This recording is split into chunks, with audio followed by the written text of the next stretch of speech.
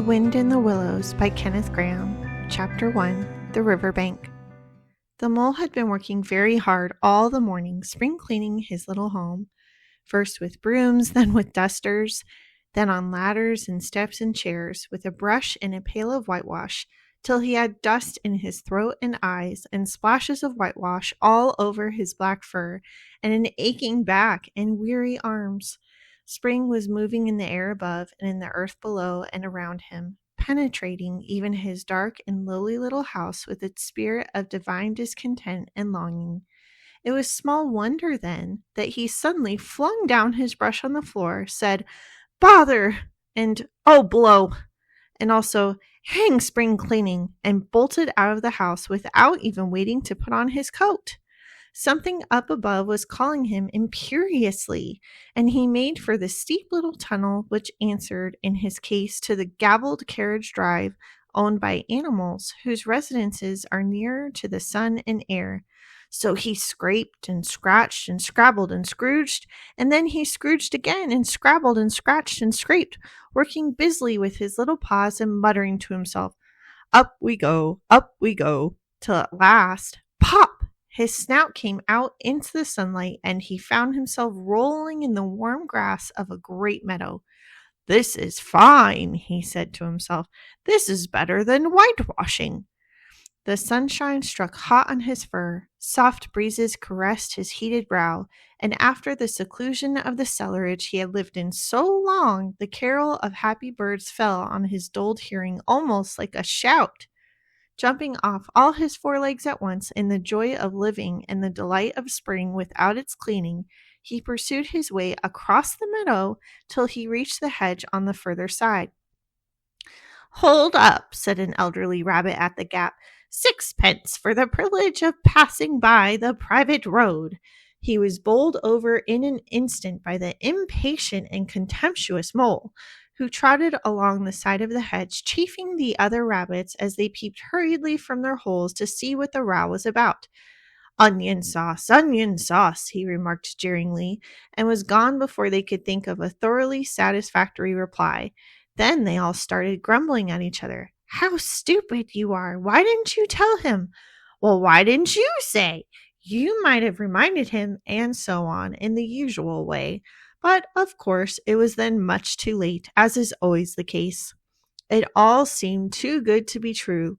Hither and thither through the meadows he rambled busily, along the hedgerows, across the copses, finding everywhere birds building, flowers budding, leaves thrusting, everything happy and progressive and occupied. And instead of having an uneasy conscience pricking him and whispering, "Whitewash," he somehow could only feel how jolly it was to be the only idle dog among all these busy citizens. After all, the best part of a holiday is perhaps not so much to be resting yourself as to see all the other fellows busy working. He thought his happiness was complete when, as he meandered aimlessly along, suddenly he stood by the edge of a full-fed river. Never in his life had he seen a river before. This sleek, sinuous, full-bodied animal chasing and chuckling, gripping things with a gurgle and leaving them with a laugh, to fling itself on fresh playmates that shook themselves free and were caught and held again. All was a shake and a shiver, glints and gleams and sparkles, rustle and swirl, chatter and bubble. The mole was bewitched, entranced, fascinated. By the side of the river he trotted as one trots, when very small, by the side of a man who holds one spellbound by exciting stories, and when tired at last he sat on the bank while the river still chattered on to him, a babbling procession of the best stories in the world, sent from the heart of the earth to be told at last to the insatiable sea.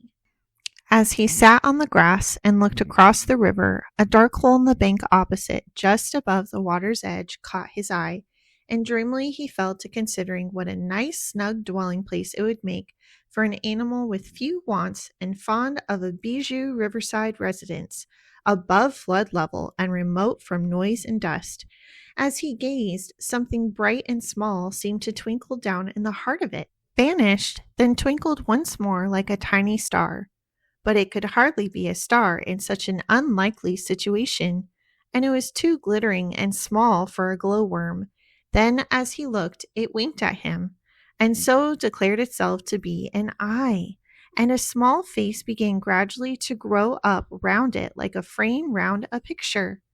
A brown little face with whiskers, a grave round face with the same twinkle in its eye that had first attracted his notice, small neat ears and thick silky hair. It was the water rat.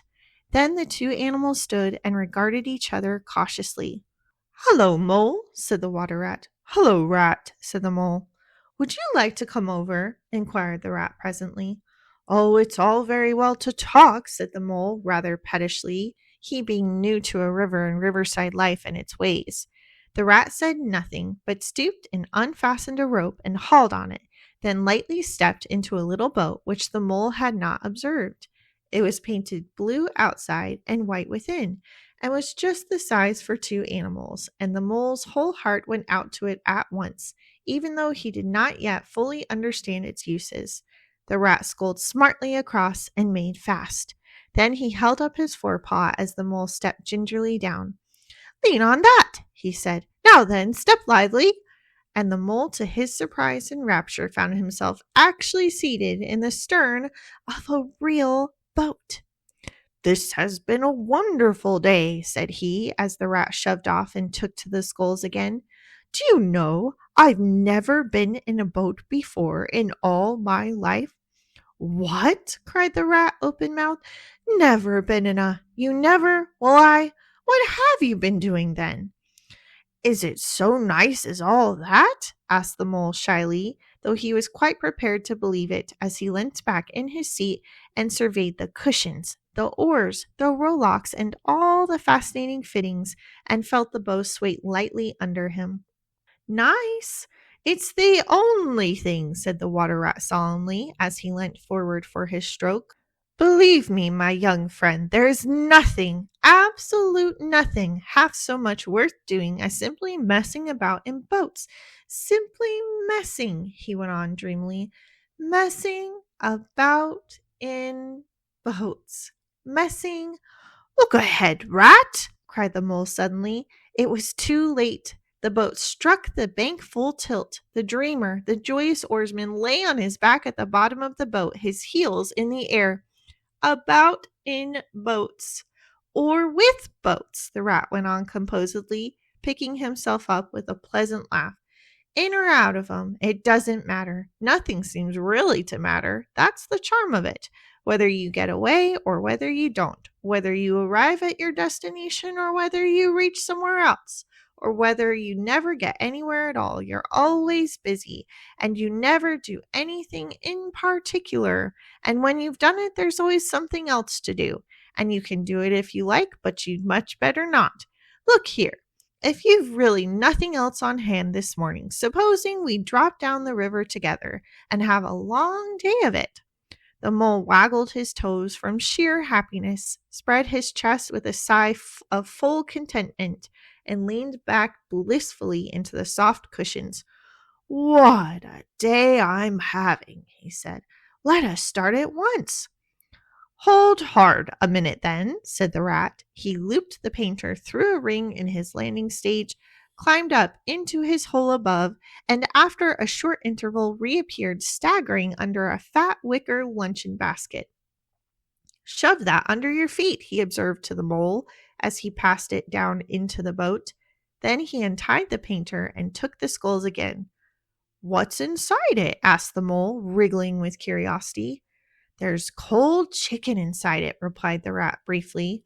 "Cold tongue, cold ham, cold beef, pickled gherkin salad, French rolls, crust sandwiches, spotted meat, ginger beer, lemonade, soda water."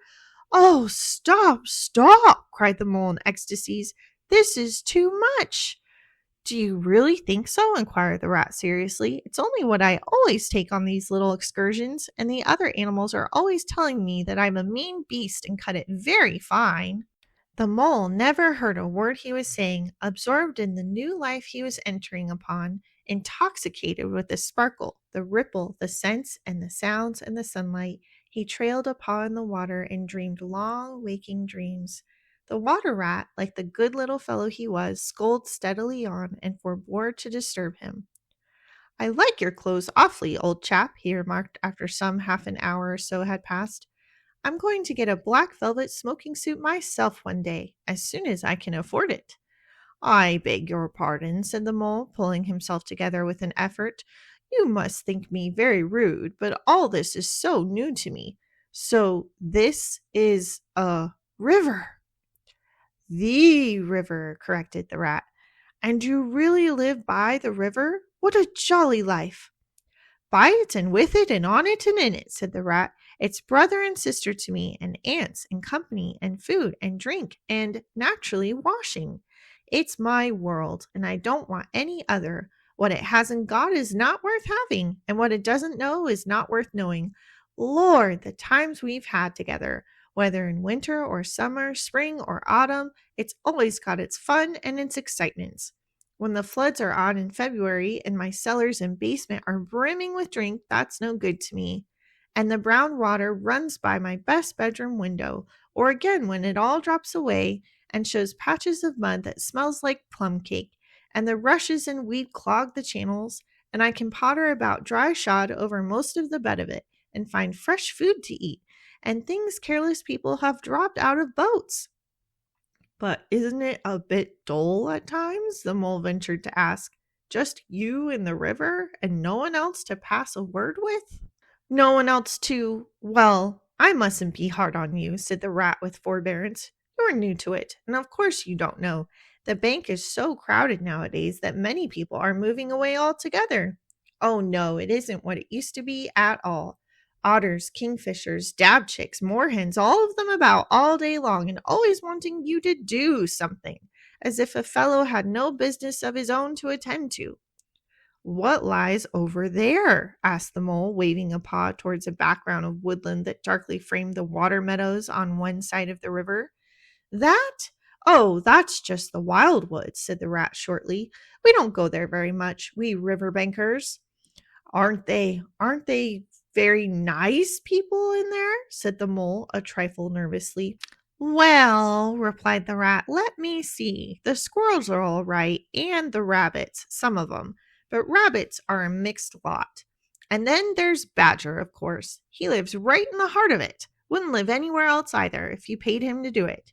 Dear old Badger, nobody interferes with him.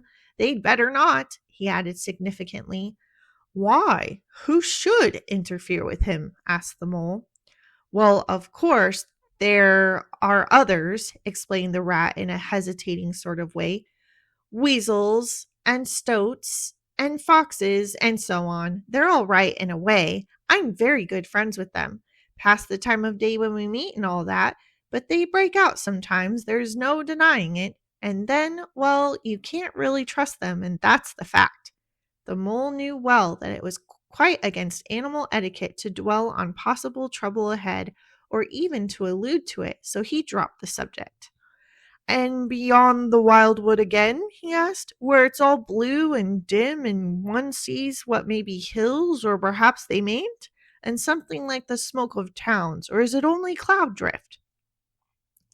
Beyond the wildwood comes the wide world, said the rat, and that's something that doesn't matter, either to you or me. I've never been there, and I'm never going, nor you either, if you've got any sense at all. Don't ever refer to it again, please. Now then, here's our backwater at last, where we're going to lunch. Leaving the main stream, they now passed into what seemed at first like a little landlocked lake. Green turf sloped down to either edge. Brown, snaky tree roots gleamed below the surface of the quiet water, while ahead of them the silvery shoulder and foamy tumble of a ware, arm in arm with a restless dripping mill wheel that held up in its turn a gray-gabled mill house, filled the air with a soothing murmur of sound, dull and smothery, yet with little clear voices speaking up cheerfully out of it at intervals. It was so very beautiful that the mole could only hold up both forepaws and gasp, "Oh my! Oh my! Oh my!" The rat brought the boat alongside the bank, made her fast, helped the still awkward mole safely ashore, and swung out the luncheon basket. The mole begged as a favor to be allowed to unpack it all by himself, and the rat was very pleased to indulge him and to sprawl at full length on the grass and rest, while his excited friend shook out the tablecloth and spread it, took out all the mysterious packets one by one, and arranged their contents in due order, still gasping, oh my, at each fresh revelation. When all was ready, the rat said, "Now, pitch in, old fellow." And the mole was indeed very glad to obey, for he had started his spring cleaning at a very early hour that morning, as people will do, and had not paused for bite or sup, and he had been through a very great deal since that distant time, which now seemed so many days ago. "What are you looking at?" said the rat presently, when the edge of their hunger was somewhat dulled, and the mole's eyes were able to wander off the tablecloth a little. "I am looking," said the mole, "at a streak of bubbles that I see traveling along the surface of the water. That is the thing that strikes me as funny." "Bubbles? Oh ho!" said the rat, and chirruped cheerily in an inviting sort of way. A broad glistening muzzle showed itself above the edge of the bank, and Otter hauled himself out and shook the water from his coat. "Greedy beggars," he observed, making for the provender. "Why didn't you invite me, Ratty?" "This was an impromptu affair," explained the rat. "By the way, my friend, Mr. Mole." "Proud, I'm sure," said the otter, and the two animals were friends forthwith. "Such a rumpus everywhere," continued the otter. "All the world seems out on the river today. I came up this backwater to try and get a moment's peace and then stumble upon you fellows. At least, I beg pardon. I don't exactly mean that, you know." There was a rustle behind them, proceeding from a hedge wherein last year's leaves still clung thick, and a stripy head with high shoulders behind it peered forth on them. "Come on, old badger," shouted the rat. The badger trotted forward a pace or two, then grunted, company," and turned his back and disappeared from view. "That's just the sort of fellow he is," observed the disappointed rat. "Simply hates society. Now we shan't see any more of him today. Well, tell us, who's out on the river?" "Toad's out, for one," replied the otter, "in his brand new wager boat. New togs, new everything." The two animals looked at each other and laughed. "Once it was nothing but sailing," said the rat. "Then he tired of that and took to punting. Nothing would please him but to punt all day and every day, and a nice mess he made of it. Last year it was houseboating, and we all had to go and stay with him in his houseboat and pretend we liked it. He was going to spend the rest of his life in a houseboat. It's all the same. Whatever he takes up, he gets tired of it and starts on something fresh." "Such a good fellow, too," remarked the otter reflectively, "but no stability, especially in a boat." From where they sat, they could get a glimpse of the main stream across the island that separated them, and just then a wager boat flashed into view. The rower, a short, stout figure, splashing badly and rolling a good deal, but working his hardest. The rat stood up and hailed him, but Toad, for it was he, shook his head and settled sternly to his work. "He'll be out of the boat in a minute if he rolls like that," said the rat, sitting down again. "Of course he will," chuckled the otter. "Did I ever tell you that good story about Toad and the lock keeper? It happened this way. Toad—" An errant mayfly swerved unsteadily athwart the current in the intoxicated fashion affected by young bloods of mayflies seeing life. A swirl of water and a gloop, and the mayfly was visible no more. Neither was the otter.